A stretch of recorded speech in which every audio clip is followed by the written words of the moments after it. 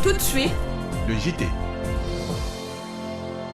président de la République, lesquels efforts méritent donc notre appréciation et notre total soutien.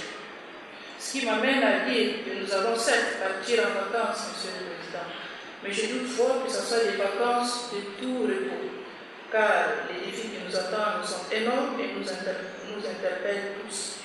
Aussi, j'invite mesdames et messieurs les sénateurs à retourner dans leurs provinces respectives auprès de leurs concitoyens et des collectivités autonomes afin qu'ils s'imprègnent des réalités du terrain et d'apporter des réponses aux préoccupations soulevées. De même, les crises et les conflits tout autour de nos frontières doivent nous conjurer sur la nécessité de préserver la paix et la sécurité, car nous sommes conscients de ce que vaut la paix et la quiétude. Mesdames et messieurs les sénateurs, restons donc soudés pour faire triompher les idéaux de notre politique et participer à l'émergence de nos collectivités autonomes. Honorable Président, chers collègues sénateurs, encore une fois, je vous souhaite d'excellentes vacances, car vous méritez bien ces vacances. Merci beaucoup, Monsieur le Président.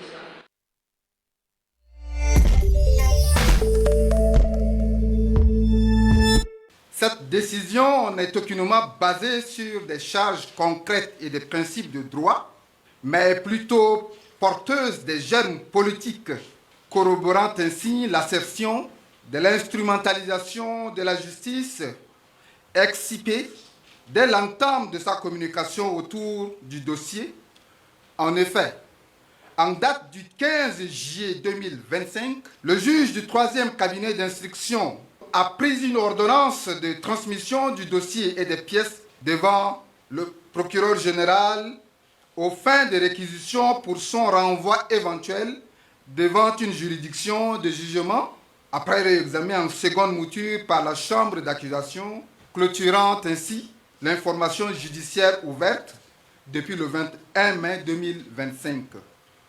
Le collectif relève à la connaissance de l'opinion de façon non exhaustive quelques incongruités procédurales ayant émaillé le processus de l'instruction. Une des incongruités juridiques de cette décision du juge du 3e cabinet d'instruction de N'Djamena tient en ce qu'aucun élément nouveau, aucune preuve nouvelle n'ont été décelés suite à l'information judiciaire, ce qui n'a pas pourtant empêché le renvoi du dossier au parquet général comme ci-dessus expliqué. Aussi, importe-t-il de préciser qu'aucune allusion n'a été faite ni à la personne de notre client Dr Asiongar Masra Succès, ni à l'audio incriminé par les autres inculpés déportés de Mandakao dans leurs dépositions respectives lors de leur audition. Enfin, une autre incongruité à relever, c'est de mentionner que contrairement aux allégations du procureur de la République, dès l'entame de la poursuite contre notre client, selon lesquelles l'enquête menée par la police judiciaire aurait révélé son implication dans les massacres survenus à Mandakao le 14 mai 2025. Or, cette déclaration n'est que mensongère et guidée par le seul souci de soutenir artificiellement les raisons politiques ayant commandé l'arrestation de Dr Asiongar Masra Succès.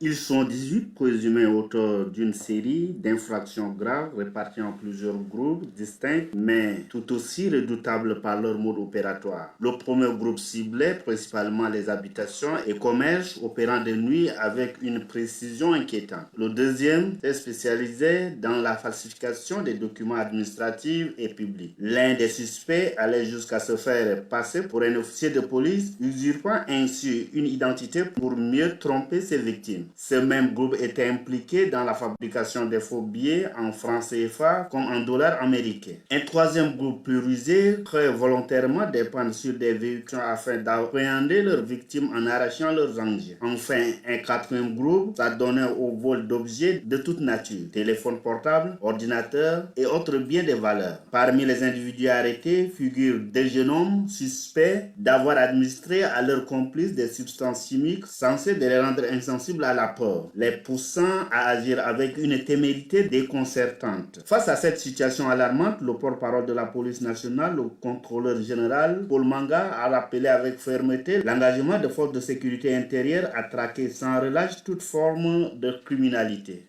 Association de malfaiteurs, vol et RSL, faux en écriture publique, que les gens appellent communément faux et usage de faux, et d'autres pour des cas de braquage. Nous remercions nos collaborateurs pour le service, pour le travail abattu, et les exhortons, n'est-ce pas, de faire davantage pour que les derniers malfrats qui écument notre société soient arrêtés. Et là, comme je l'ai dit, la traque continue, et vous devrez faire plus que ce qui a été fait aujourd'hui. Et à la population, c'est de continuer à nous aider en nous fournissant les renseignements, les informations sur ces malfrats qui pullulent ça et là. De son côté, le procureur de la République, 9e substitut, Zadadine Adom, a tenu à rassurer l'opinion publique sur la suite judiciaire qui sera donnée à cette affaire. Il a affirmé que ces individus répondront de leurs actes devant les juridictions compétentes dans le respect strict des procédures en vigueur. J'appelle les citoyens à chaque fois à dénoncer, à alerter la police pour que des gens comme ça soient arrêtés. Nous allons aussi à notre tour, une fois l'enquête est terminée, la police va les déférer au niveau du parquet. En tant que procureur de la République, nous allons aussi examiner cas par cas les PV et les présenter devant un juge. Et c'est au juge maintenant de se prononcer sur leur sort, soit de les condamner, ceux qui sont reconnus coupables, et de relaxer ceux qui sont innocents. À cette opération, la police nationale réaffirme sa détermination à combattre toutes les formes de délinquance et à garantir la sécurité des citoyens tout en remerciant la population de sa collaboration.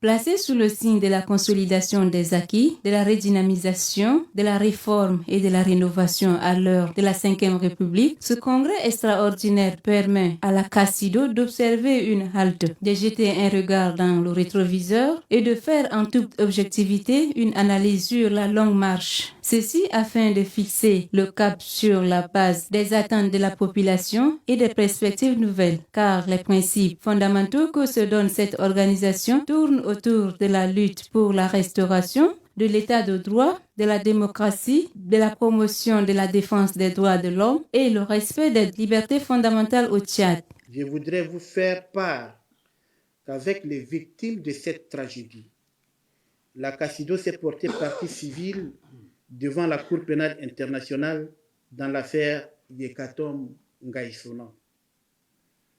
Ainsi donc, après des séries de missions à La Haye et en N'Djamena de nos avocats commis par la Cour pénale internationale, toutes les victimes, réfugiés centrafricains et retournés tchadiens de la guerre en RCA, que des dernières informations qui nous parviennent, que nous venons de recevoir, du collectif des avocats des victimes et du greffier de la Cour pénale internationale, eh bien, les juges de la CPI se prononceront la semaine prochaine, le 24 juillet 2025, à 14h.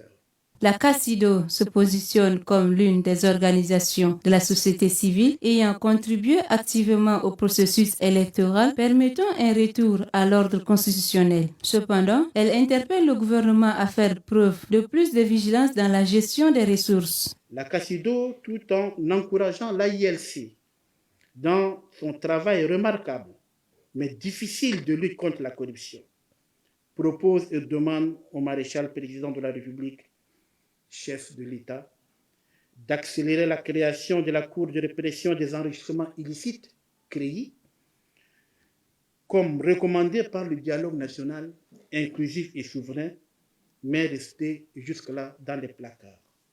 Il convient de relever que la CACIDO est présente dans les 23 régions que compte le Tchad. Les provinces du Ouaddaï et du Logone occidental se sont démarquées des autres par leur participation et leur implication dans la résolution des conflits intercommunautaires.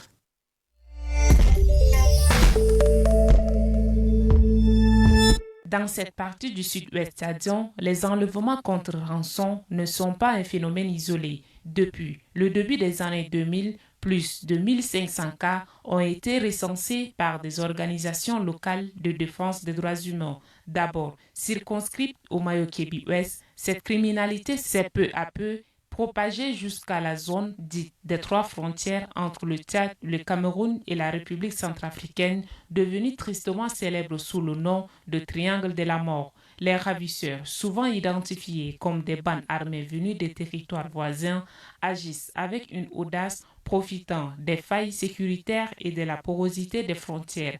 Mais, selon Abdelmanan Mahamad Katab, délégué général du gouvernement auprès de la province du Mayo-Kébi-Ouest, l'État a décidé de ne plus rester spectateur. Nous avons changé de paradigme et de stratégie. Je travaille en synergie avec les forces de défense et sécurité, et surtout le comité de vigilance. C'est-à-dire tout est administratif, je l'ai laissé à mon égide. Et tout est sécurité, je l'ai pris tout le temps sur le terrain. Et Dieu merci, depuis le mois d'avril, nous avons libéré les 4 derniers otages. Depuis lors, nous sommes à 0 otage. Et je pense que nous allons continuer dans cet élan. Le gouvernement tchadien, conscient de la dimension transfrontalière du problème, plaide pour une coopération sécuritaire renforcée avec le Cameroun, avec en ligne la mise en place d'une force mixte bilatérale. Ce partenariat stratégique vise à éradiquer les poches de résistance et couper les relais logistiques des criminels. Ce que nous déplorons toujours, c'est le droit de poursuite vers la main, où il y a quand même 4 ou 5 kilomètres du Cameroun. Donc les malfrats viennent enlever et ils entrent au Cameroun et nous n'avons pas le droit de les poursuivre. Et c'est ça qui est dommage. Et nous avons écrit jusqu'à là, on n'a pas de suite et nous continuons encore à plaider. Et nous allons aussi plaider ça lors de ce séminaire. Cependant, les autorités reconnaissent les limites de l'action actuelle dans la complicité interne et l'absence de mécanismes de surveillance efficaces dans certaines zones rurales continuent d'alimenter cette criminalité. La lutte contre les enlèvements au Mayo-Kébi-Ouest est désormais une priorité nationale. Mais, au-delà des discours, seule une réponse cohérente, durable et coordonnée entre États voisins, conjuguée d'une volonté politique inébranlable et à l'assainissement des administrations locales, permettra d'extirper ce fléau qui gangrène la paix.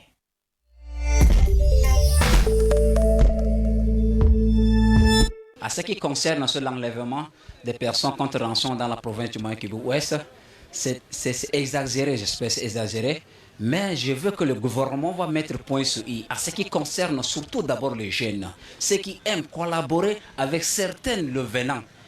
Ils collaborent avec ceux qui ne le connaissent pas. On les corrompt avec d'argent, on les achète des téléphones, c'est-à-dire c'est eux, les jeunes même de la province, qui collaborent avec ceux qui font l'enlèvement contre relation. N'accusez pas les autres personnes, surtout nous les jeunes. Pourquoi on fait ça? C'est pas bien. Il n'y a pas une amélioration. Parce que c'est toujours resté en tant que tel. Et nous supposons que peut-être ce problème, s'il faut trouver une solution à ce problème, peut-être l'État doit intervenir. Disons, au niveau du sommet, il faut que l'État intervienne avec des moyens et aussi des personnes ressources, peut-être. On suppose qu'il y a trop d'ingérence ou bien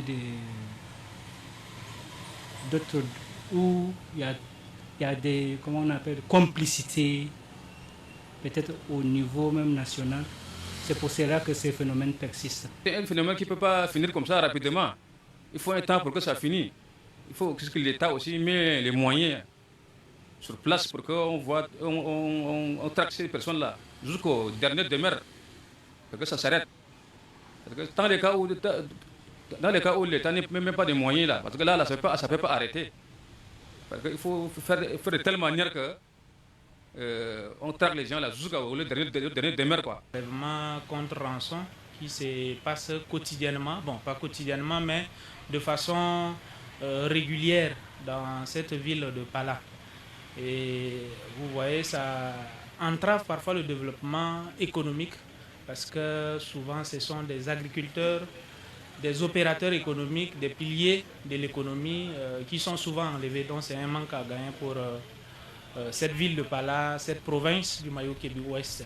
Maintenant, on pense que c'est un peu réduit quand même, c'est pas comme avant.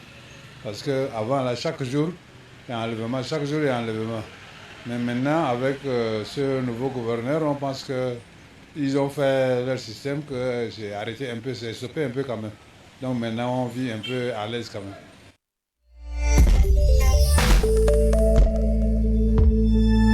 Accès limité à l'eau potable et à l'électricité. Ces deux secteurs vitaux impactent directement la vie quotidienne des habitants et freinent le développement économique local. Mais pour la question d'eau, le délégué général du gouvernement auprès de la province du Mayo-Kébi-Ouest s'est dit satisfait des avancées faites pour pallier la question d'accès à l'eau. Quand je suis arrivé, il n'y a pas d'eau. J'ai appelé le ministre Kanabé. C'est un homme de terrain. Et nous avons essayé de mettre en place avec lui un mécanisme. Et là, nous avons essayé de changer d'abord les tuyauteries, tout ce qui est canalisation dans la ville. Et de deux, on a augmenté les châteaux. Et le trois, c'est-à-dire qu'on a augmenté la production. C'est-à-dire à la place de 2 forages, on a encore construit 2 forages. Et là, pour l'instant, le problème de l'eau, on n'a pas de problème. Un geste appréciable par la population qui voit leurs souffrances allégées par le renforcement des ouvrages d'eau dans la ville. L'eau, il y en a, mais il y a d'autres zones périphériques, là, il n'y a pas d'eau. Ces derniers temps, l'eau, ça va un peu mieux. En ce qui concerne l'électricité, les témoignages sont unanimes et poignants. Beaucoup de citoyens interrogés sur cette question laissent entendre qu'il faut parler de ce qui existe, car selon eux, l'électricité n'existe pas dans la localité. Pour question d'électricité, ça n'existe pas. Comment nous allons parler pour parler même d'électricité à Pala? Ça n'existe pas. Là, il n'y en a pas carrément. L'électricité, on ne parle plus. Ce qui veut dire, c'est clair, c'est qu'il n'y a pas d'électricité à Pala. Conscient du manque d'électricité dans la localité, le délégué général du gouvernement auprès de la province reste pessimiste. Il avance que les efforts sont en train d'être faits pour que la ville de Pala soit éclairée. L'électricité, nous avons déjà un endroit où nous avons réquisitionné pour le photovoltaïque, c'est-à-dire des panneaux solaires qui peuvent nous aider. Et j'avais aussi demandé au ministre de nous amener des lampadaires solaires. Quand vous êtes arrivé hier soir, vous avez quand même voir l'obscurité. Et là aussi, c'est un projet. C'est déjà fait, hein, le plan, tout est déjà fait. Donc nous attendons la société dès qu'elle arrive. Et comme ça, je pense qu'en 2026, Pala va être éclairé. Et le problème de l'eau, c'est déjà derrière nous. Dans les quartiers périphériques, la situation est encore critique. Pas d'électricité existante et les ménages parcourent en moyenne plus de 2 km et attendent souvent plus d'1 heure pour remplir leurs bidons quand l'eau est disponible. Si le problème d'eau est à moitié résolu, celui de l'énergie reste donc un défi pour les autorités.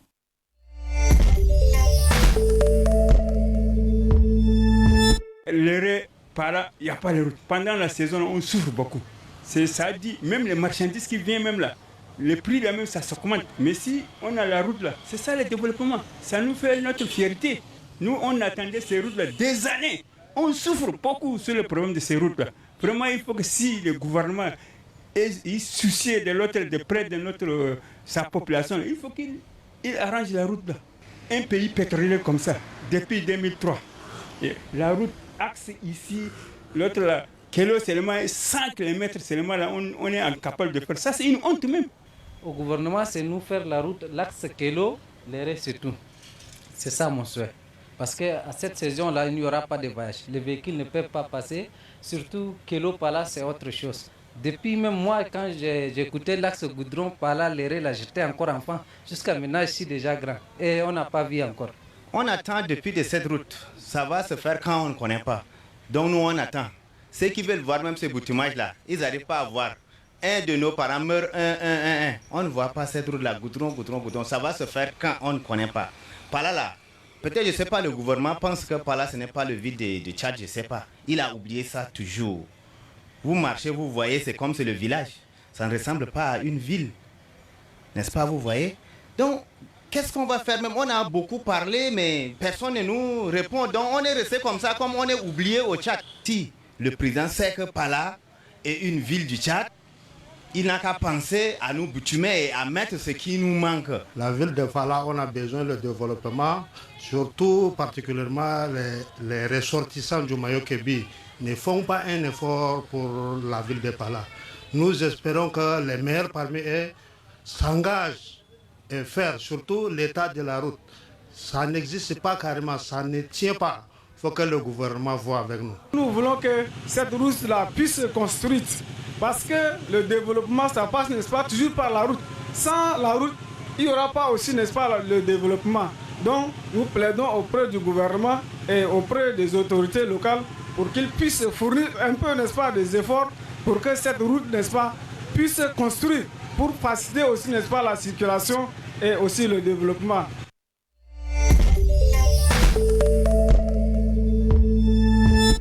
Au cours de cette rencontre, les deux personnalités ont échangé sur les modalités de cette mission d'inspection et les dispositions nécessaires à prendre pour la réussite de cette inspection qui aboutira à l'homologation du stade olympique Maréchal Idriss Déby Itno. Après cet échange avec le président de la Fédération tchadienne de football association, l'expert de la CAF, accompagné du président de la Fédération tchadienne, ont rendu une visite de courtoisie au ministre de la Jeunesse et des Sports. Cependant, dans la même lancée, l'expert a mis le cap sur le stade olympique Maréchal Idriss Déby Itno, accompagné des techniciens de la Fédération tchadienne de football association. Cette étape importante a permis à l'expert Al-Mustafa Maman de s'enquérir des réalités de cette infrastructure sportive en vue de faire son rapport pour une éventuelle homologation du stade.